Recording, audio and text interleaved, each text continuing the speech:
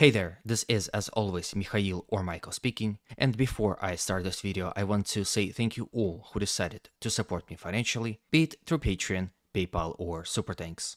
Thank you for your tremendous help and have a blessed day. Today's video will start with the situation in Liman direction, where it seems Russians restarted their offensive operations.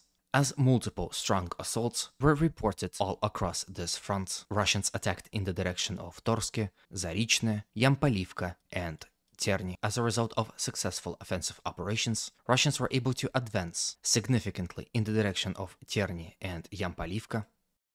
And this is exactly how much territories Russians were able to capture from the Ukrainian side. This recent territorial development puts Russians at a distance of about 2 kilometers away from both Yampolivka and Terni, and may signify of a developing crisis that might be ongoing for the Ukrainian side. If we zoom in into the territories that Russians captured, we can see that they have advanced within the thick forests and some of the occasional forest lines, in which Ukrainians were heavily entrenched. It seems that the fighting will continue in this forest as well as along those forest lines, and if Russians continue to have local success under the cover of the trees, they will slowly but surely advance, and as they do, Ukrainians will have no choice but to retreat from those positions, leaving this entire opening to the Russians. At this point in time, all it takes is the capture of at least one of those two villages, because with the fall, for example, of Terni, Russians will be able to use the roads and highways to spread around and attack Yampolivka and, for example, Novosadova. It seems that the goal of the Russians in this area is to reach those water reservoirs, capture the villages along it, and use them as natural defensive lines. This will allow to relocate some of the relieved troops from this entire area to other portions of the front. For example, maybe the storming of Zarichne. This recent territorial gain was acknowledged by pro-Ukrainian side as well. Here is the situation of yesterday and here is the situation of today, with those territories coming under Russian control. So as you can see, something big is definitely happening here.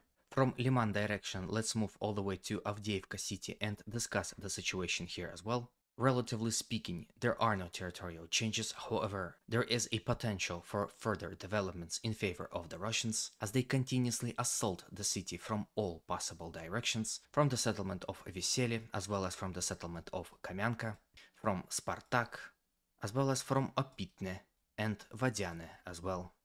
One of the hottest spots on the map is of course this general sector, which Russians continue to hold despite continuous and fearless Ukrainian counterattacks. Here Ukrainians are unable to advance and push Russians out, and as a consequence of unsuccessful actions here in this area, do take some losses. For example, here on the video you can see Russians spotting Ukrainian Bradley and at least damaging it with a Lancet drone. Russian forces fighting in this area are supported by artillery as well as aviation. For example, here on this video, you can see Russian Su-25 plane delivering a rocket strike on Ukrainian positions located in this area.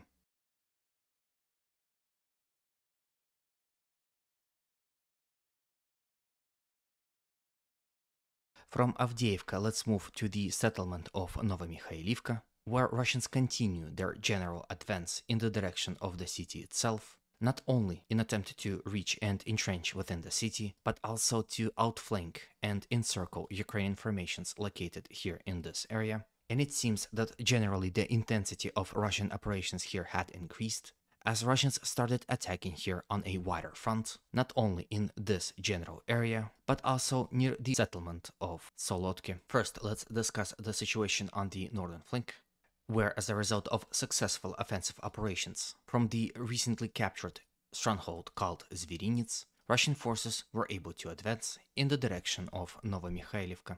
And this is exactly how much territories that was. As you can see, despite the slow rate of Russian advances here in this area, the envelopment of Novomikhailivka continues, and this is how it looks currently.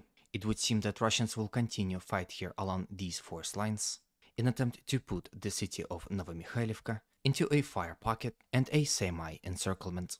Unlike many other towns, there is literally just two roads that lead into it, And with Russians getting closer and closer, the effectiveness of Ukrainian supply and rotation systems within Novomikhailivka will diminish significantly. It seems that Russians understand full well how costly the storming of Novomikhailivka can be and do everything in their power to capture it without a hard fight.